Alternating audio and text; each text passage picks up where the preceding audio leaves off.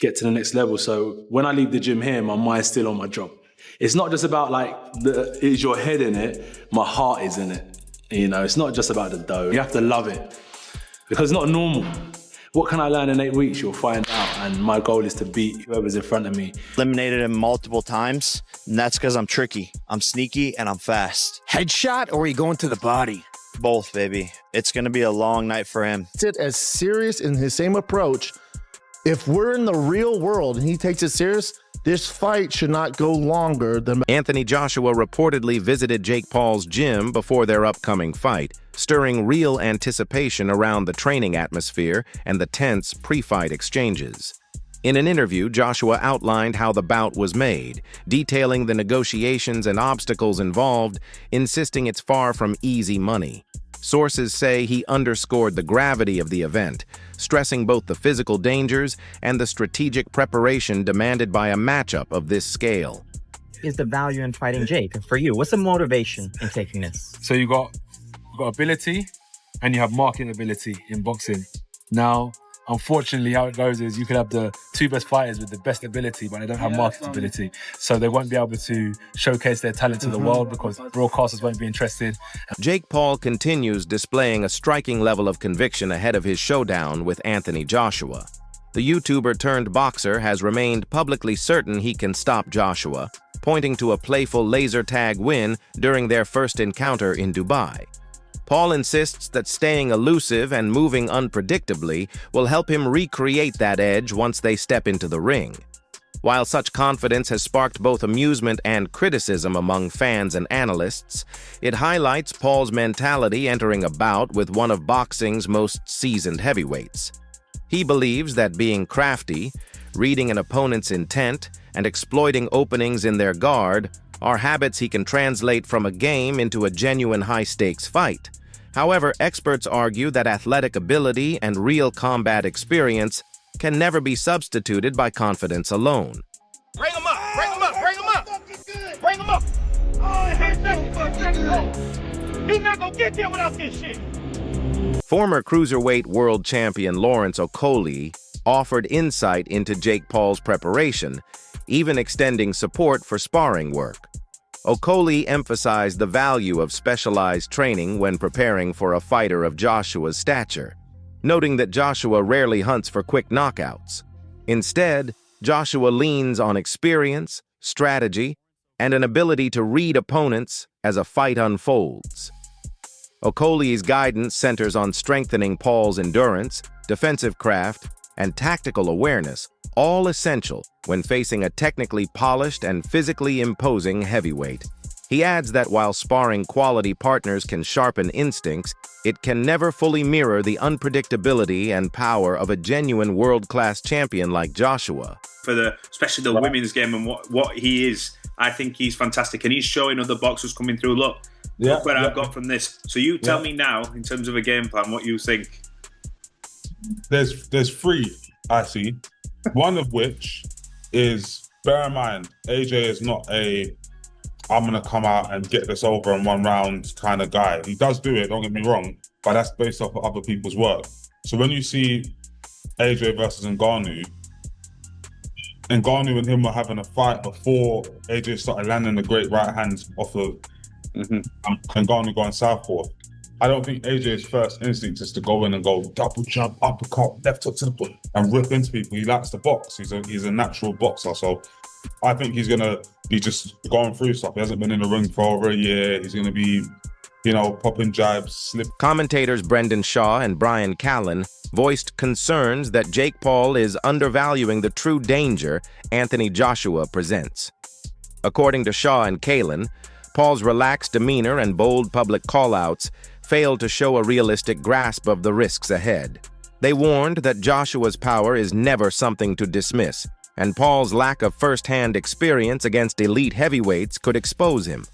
While Paul approaches the bout with confidence and even swagger, the analysts stressed that such a mindset could unravel if he overlooks the skill, timing, and strength a seasoned heavyweight like Joshua brings. Their breakdown underscores the consequences of overconfidence and the peril of misreading a top-tier opponent in a moment that could reshape his entire trajectory ahead. and the dangers of misjudging a top-tier opponent. Get in the ring. I've done enough sparring, getting hit, that you just know. You're talking about Olympic gold medalists. I don't think people understand how good Anthony Joshua is. They see him against Usyk, or they see him against, Ruiz, and they're like, oh, he lost. And they think somehow that because he's nice, that he's not an absolute killer. I don't think everyone life. knows that, B. A lot of people are like, You're hanging out with the wrong people then. I mean, 6'6", 245. Let me just say this. It's a different ecosystem. Look, Jake's a thick kid. 227 is a lot. It's heavy. He's big. He's athletic. But this is different. You're not Usyk. You ain't Usyk. Jesus. You're talking about a very different athlete. Do you want me to go now? Please. With all your rambling here? Please. Dude, first of all, before I go in on the cojones on Jake Paul, you have got to. That's what I said. Whatever the fuck your criticism of the guy is, whatever. The cojones, the huevos on this fucking kid. I agree. To step in there with fucking Anthony Joshua is insane. He deserves all the money. With 14 ounces. And what he's doing is flipping boxing on its fucking head. And this is exactly what he's there for. He's doing exactly what he said he was going to do. Kudos to him. Kudos to him. 100%. Now, what bothers me is when you and other people go, I mean, Jake's 6'1", 227. I mean, it's insane. The other guy's 6'6". Jake could be 6'10". I know. 300 pounds of shredded. What you guys are missing the mark on is Anthony Joshua is a gold medal winner in the Olympics. High-level professional. High-level. No, hold on. World champion. So I don't like it when we're talking like, dude, he's it's so not much, a physical so much thing, bigger. it's a skill thing. So I'll say this, and I'm not saying anything's. I'm not saying it's a fake fight. It's rigged, especially because you got Eddie Hearn involved, and they're using 10-ounce gloves, 10-ounce which is a big deal, and it's 8 3-minute rounds. 10-ounce gloves. It's terrifying. That's what you do in professional boxing, heavyweight boxing, which those do nothing, by the way. They do nothing. What you guys need to understand is, if this fight's not fixed, no one's taking a fall, cut all that narrative out. But I will tell you this. If Anthony Joshua decides to take this as serious as he did the Francis Ngannou fight, I don't need him to take it as serious as an Usyk fight. I don't take him as serious as fighting Klitschko. That's insane. It's literally impossible to take something like this that serious. If he takes it as serious as he did the Francis, which isn't that serious for him, but if he takes it as serious in his same approach, if we're in the real world and he takes it serious, this fight should not go longer than about 30 to... TV personalities Jason Cundy and Jamie O'Hara adopted a far more dramatic stance, emphasizing the raw unpredictability surrounding the fight. They highlight how the vast gaps in skill, experience, and physical force between Joshua and Paul make the event dangerous for both men. Their chief worry centers on Paul, suggesting Joshua might even be urged to rein in his power to prevent severe harm. The commentators point out that although the matchup is gripping from a spectacle perspective, the safety factors cannot be ignored. They argue this sort of pairing is rare in professional boxing and could spark unforeseen consequences if proper caution is not maintained. I think it's dangerous. Yeah, I genuinely think it's dangerous. Well, but that's putting a world heavyweight champion. But then the cynic, who's at the top 4-5 fighters in the world. Then the cynic in me tells me, YouTuber who's never had a proper fight. Right, the cynic in me straight away goes, I think AJ's probably going to be told, and I don't know this, don't go heavy on him the first. No, he can't afford to do that. Andy Joshua can't afford to do that. Okay, well, that's where I'm wrestling with my own mind right now. You asked me the question, how do I feel about it? I don't know what to make of it, mate. I seriously don't know what to make of it. I seriously don't. I think it's a joke. Yeah, I don't know what to make of it. I'll watch it because... I don't know whether I will, JJ. Honestly, I probably will close the vote. Right now, I don't know whether I will. I don't know whether I will, honestly. I didn't watch... Was it Jake Paul that fought... Who did he fight? Mayweather. No, Mayweather. I didn't watch that. Who fought Mayweather? Oh, it was... I tell you it was... Who was the MMA fighter? Logan Paul. Logan Paul. Logan The Paul. one that you didn't know the name of, yeah. Logan Paul. Logan Paul, right? He fought Floyd Mayweather. I didn't watch that one either, right? I know, but Jake Paul's got a bit more of a bit more boxing credentials. He has. Because he What about McGregor? Who did McGregor fight?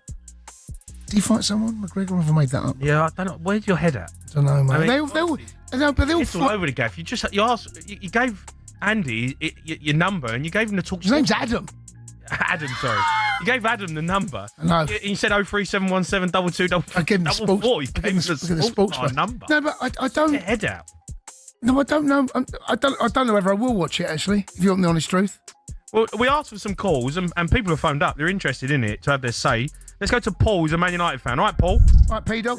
Simon Jordan, a former football executive and outspoken commentator, criticized the fight as unnecessary from a sporting perspective. He argued that Anthony Joshua risking a match with a YouTuber turned boxer like Jake Paul does little to enhance his legacy. Jordan highlighted the importance of maintaining competitive integrity in combat sports, suggesting that high-profile athletes should focus on opponents who pose meaningful challenges rather than engaging in spectacle-driven matchups. He believes that while the fight may generate attention and financial gain, it sends the wrong message about the standards of professional boxing and could dilute the sport's reputation among purists and fans of legitimate competition. It's ongoing for a fight between Anthony Joshua and Jake Paul in December.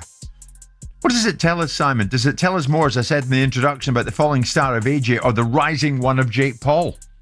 It tells you that there's a huge opportunity for enormous amounts of money to be generated around a fight that really has no integrity behind it in terms of as a fight, but in terms as a media spectacle and entertainment opportunity. You've got a very talented YouTuber that's built himself into a massive influence with huge following, and you've got a former two-time champion of the world that operates at a very high level of engagement. Whether he's a high level of performer anymore is a different discussion. So it becomes about how much can this fight generate, how many eyes on the prize. I mean, I spoke to his very close friend Michael Jarman about this very fight about 3 or 4 months ago, and he was like, "Oh, what do you think?" I said, "What difference does it make? Oh, it would potentially jeopardize his legacy.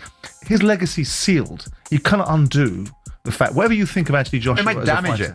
I don't think so. What it will do is increase his bank balance. But I think in the it didn't damage Muhammad Ali's reputation to go in with a sumo wrestler, did it? No, but after, when Joshua was at his peak, Simon, if I had said to you there and then, do you know what? Maybe in December 2025, Anthony Joshua will fight a YouTuber. This is the entertainment business. And Anthony Joshua is an entertainer. And you can't undo the fact that he won the World Heavyweight Championship twice.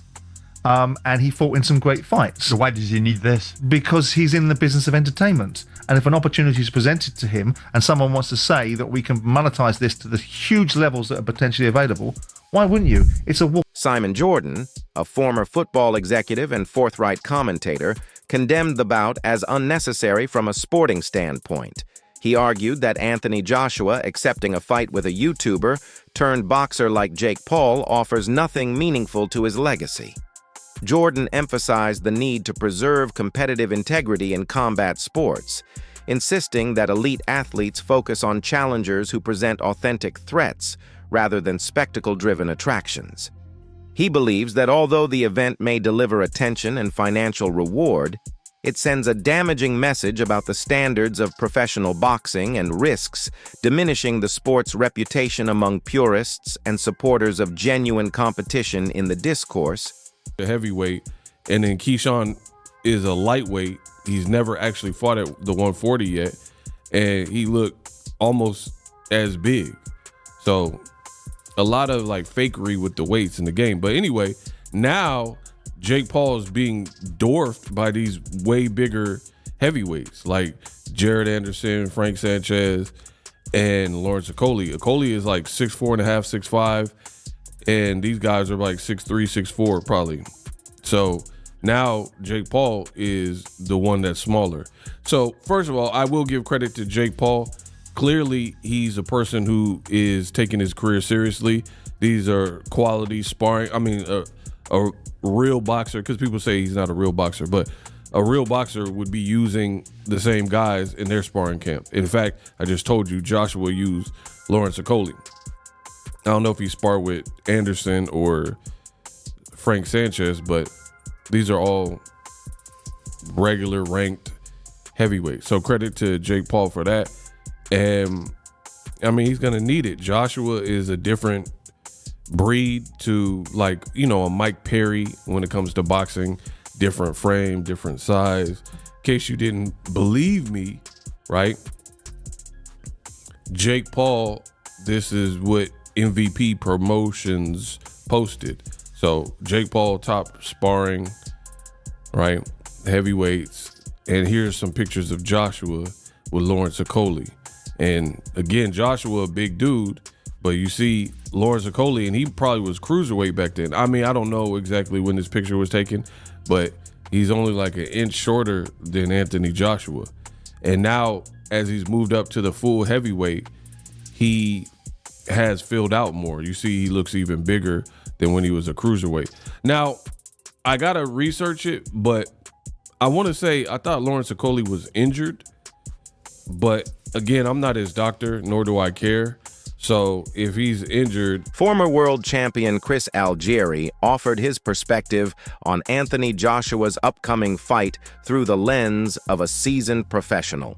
Algieri stressed that stepping back into the ring after a stretch of inactivity is never simple, demanding a deliberate rebuild of rhythm, timing, and confidence.